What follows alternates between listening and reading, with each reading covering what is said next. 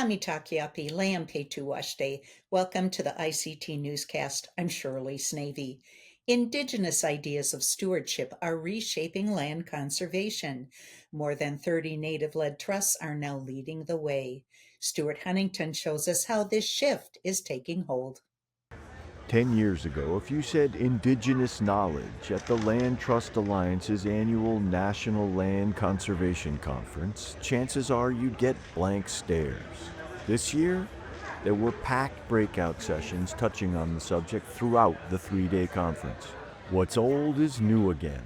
Finally, says Dr. Ken Lucera, Zia Pueblo, the Director of Tribal and Indigenous Lands for the Trust for Public Land. So there's been, I think, a growing movement and more willingness to understand and work with tribal communities and learn more about how they steward the lands. Growing too are the ranks of Indigenous conservation leaders. A decade ago, there was but a handful of Native-led land trusts.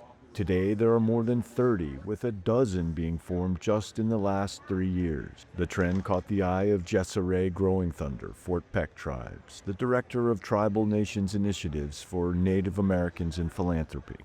Indigenous peoples have always been the first stewards of our landscapes. And I think we're in a really pivotal moment right now where a lot of the larger conservation networks and groups are starting to really recognize and appreciate the value added of collaborating and partnering with Indigenous-led conservation and environmental initiatives.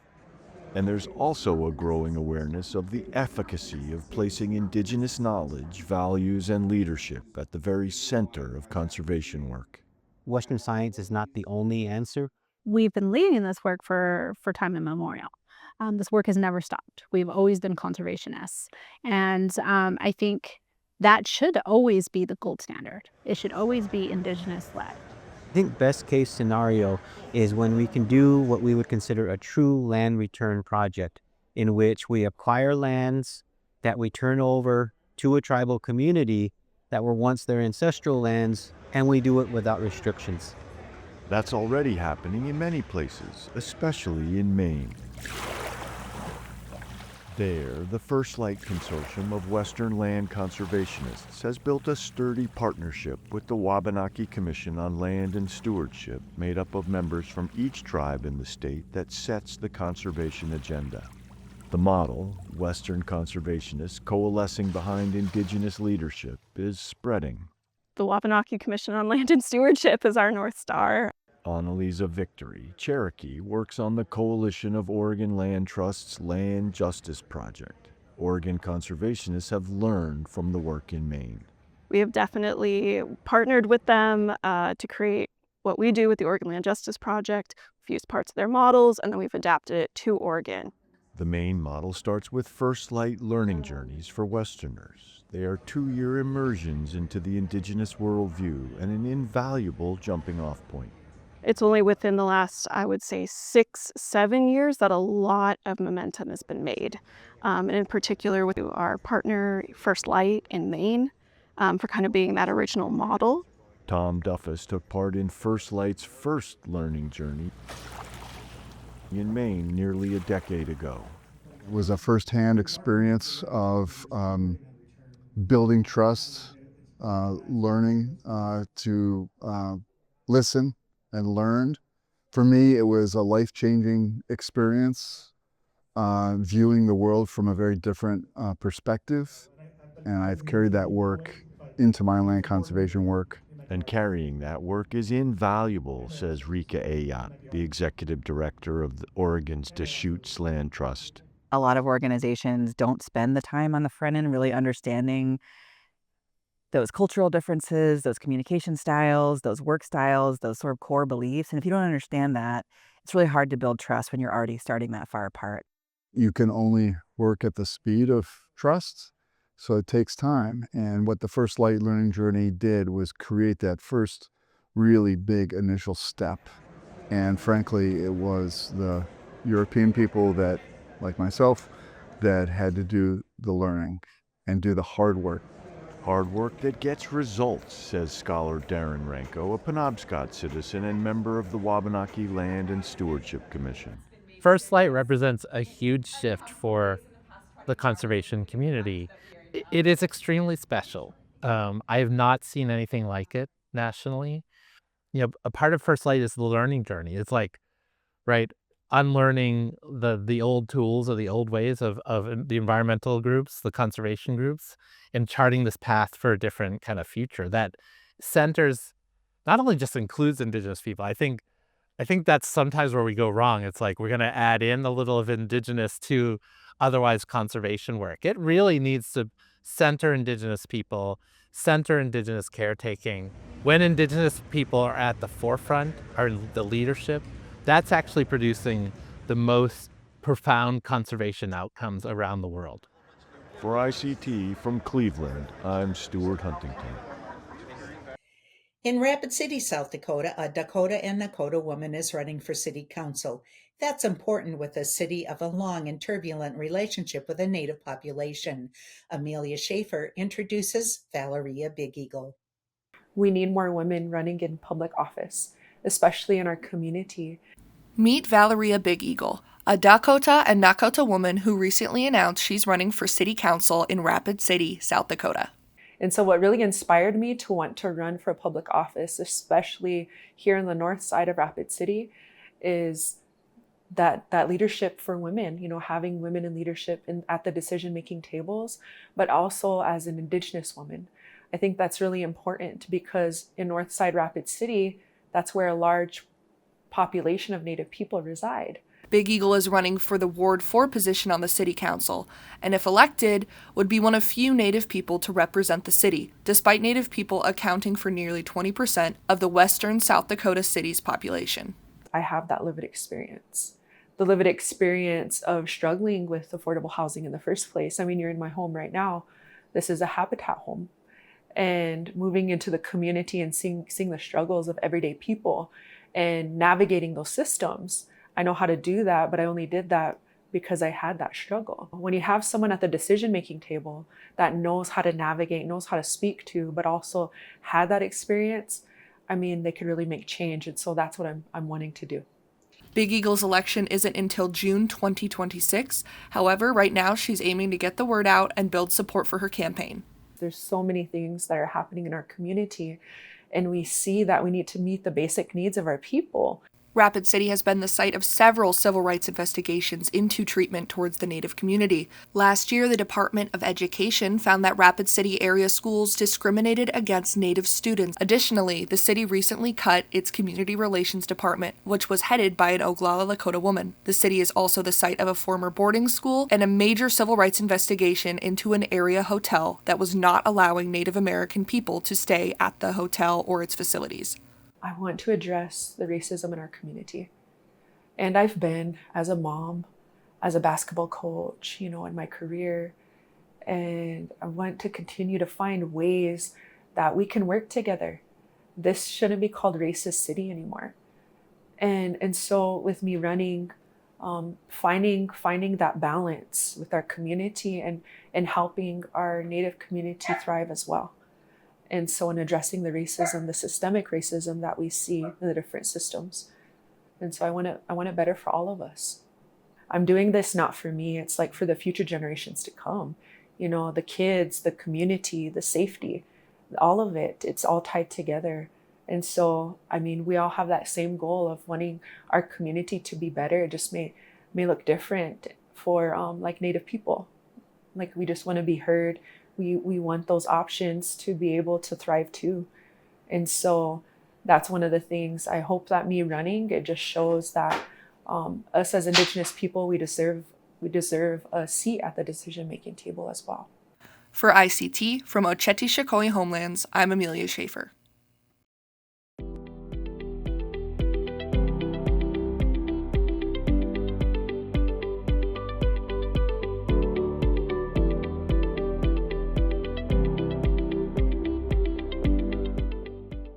Once suppressed by boarding schools and colonization, Ojibwe Stickball is making a powerful return. A new film from the Great Lakes Indian Fish and Wildlife Commission shows how communities are healing one game at a time.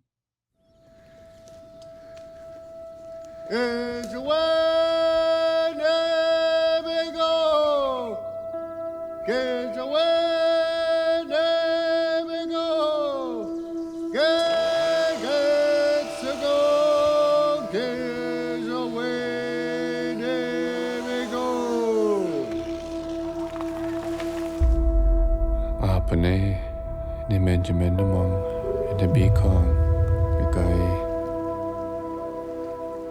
The game is a gift and a dream that a young boy had.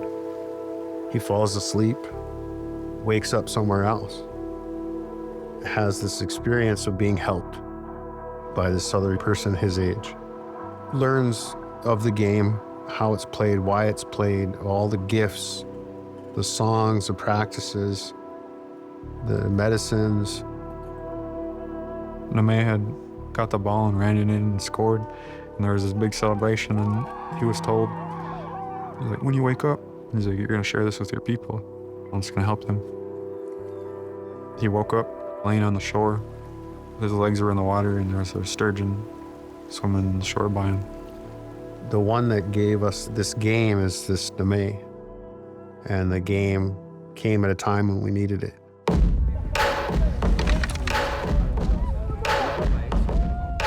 We all hold our sticks up because we're trying to get the Money Duck's attention. When we yell out, we've been thinking about why we're playing, and we put that in our heart, and then we're transmitting that to the Money Duck. Bugadawewan is bringing back something that we had a long, long time ago, and we need back. You know, I was active in like basketball and football, but when I picked up this, I couldn't let it go. We're so lucky as the Anishinaabe people to look at something and say, that's me, you know, that's who I am. It has everything and every aspect of life within it. When we engage in it, we really are taking the opportunity to develop skills and thoughts and embrace values that are a part of our everyday life. When we do it with respect, we do it with this reverence for what we were given. You know, now we're meeting up against people from different communities. That's a beautiful thing. Historically, we played against each other whenever we got together. During treaty annuity payments or powwow ceremonial season. Look at any historical record of Ojibwe people, this was the most important game. But once treaties were signed, most of the game went away through the assimilation practices that were put in place in the United States. You know, the boarding schools. And by the 1920s, 1930s, it was pretty much non-existent. To me, it's not a mystery that the things that we would engage in for entertainment, competition, and training for being physically fit, or even to be sharp in your mind, when you take away those aspects of your way of life, it's a process of dehumanization to break down a society. But, you know, we didn't really much want to give up what we were given. That's why it's powerful, that's why it's meaningful, and why we're attaching ourselves to it. We're claiming it again. So gige means to carry it in your heart, carry it in your mind, and part of that is this revitalization and carrying it forward. I first heard about Tom Howes and Bill Howes bringing the game back, and had seen some things before, but not really seen a game, and then small games started happening here and there. Minwanimud Goki was helping restore Bugadawewan in the community. He got the momentum going and made connections and taught me how to play. And so I was able to help the kids continue to play and build their skills. Every Friday in middle school, Joy would have a game set up in the recess place. It seemed pretty hard, but then she taught me how to cradle. So then it started getting easier, and then I just kind of picked it up from there. In the beginning ceremony, they said that this was the first generation of Ojibwe to grow up with a lacrosse stick in their hands since the early 1800s. Any of the people I talked to today don't remember it. My daughter, she had her whole life. There were pictures of her as a baby, you know, playing with lacrosse sticks and being around the games, and she can cradle and she can shoot and score. You know, 22 years of my life, I didn't have this stick. And now I don't want anyone else to live 22 years without a stick. When me and a couple of people first came here, we were standing around like, man, maybe this isn't for us. This is something so different that we didn't see that was a missing part of us almost. Like, it was for us. It's just about breaking that cycle and showing these kids that vulnerability.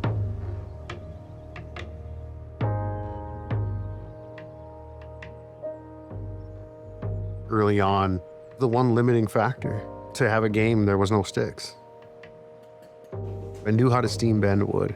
I knew how to work with ash. And so I thought, well, okay, this is possible. And then I decided one day to make my first sticks.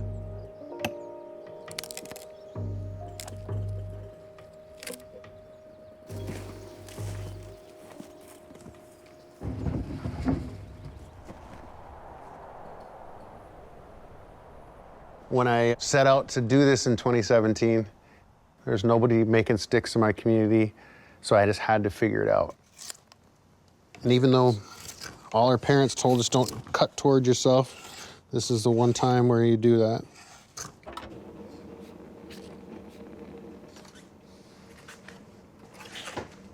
This is just bear grease that I traded for. It sort of preserves the stick. Bear being important in Ojibwe culture, and we're bringing that bear's power and protection and strength into that stick. That's what is being imparted to the person that's using it.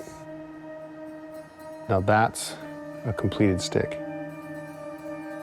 It just needs a player. I have not yet found somebody, and I don't know anybody else from around here that's been able to find someone from our community here that grew up seeing this. Making this thing is a combination of all the people in my life that taught me different things. My mom taught me how to sew and how to work with hide. There's something in it. It's not just simply a thing that is thrown about for a game. It's part of something a whole lot more.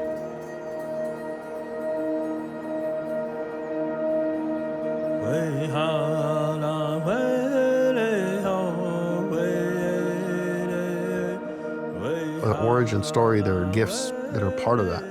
They're putting their hopes as a community into that gift, their prayers into that gift. And so that has to be distributed. It shouldn't be hoarded. And so let's give that back out. I've seen games structured where they're for money too. I like the gift games personally. That's more the energy with which I came to it and which I intend for the game is about building community and a wellness and less about the competitive side.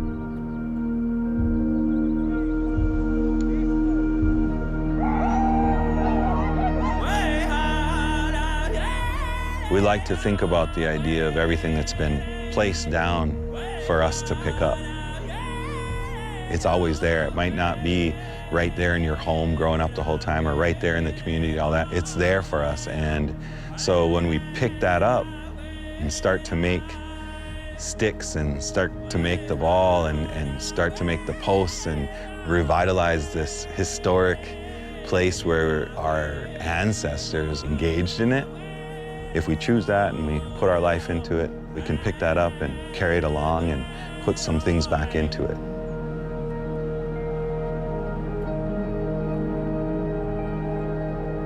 It's just part of that reclamation of something that wasn't given up willingly.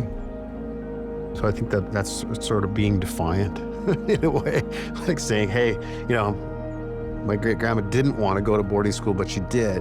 My grandma didn't want to go off to boarding school, but she had to. Otherwise, maybe things would be different. And so there's sort of a constructive anger with this. It's being defiant. Like, well, you said at one point we couldn't do this. Now we can, and we're going to do it.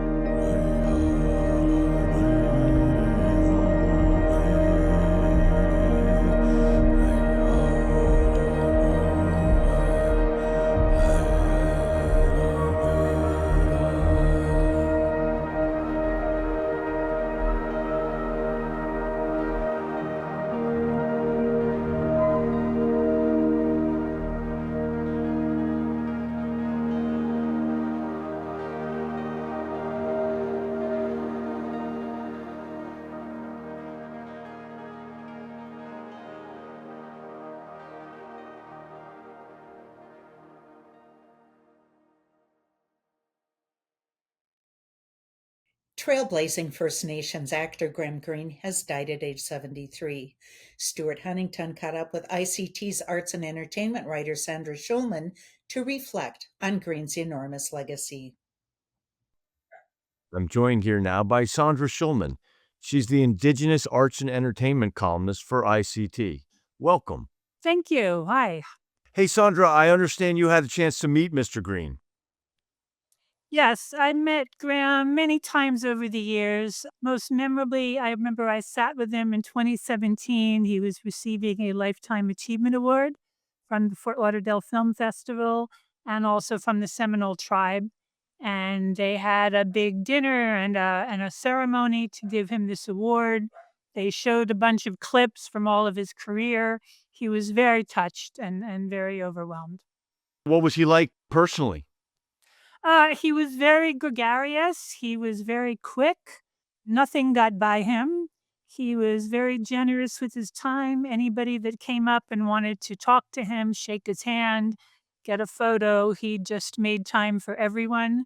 When they did meet and greets, there were more people in line for him than ever from anybody else, including Wes Studi and some of the newer actors like Zahn McLarnon, because it was multi-generational. It was some of the older people and then down to the younger people that had seen him in Reservation Dogs and then people that remember him from Dances with Wolves.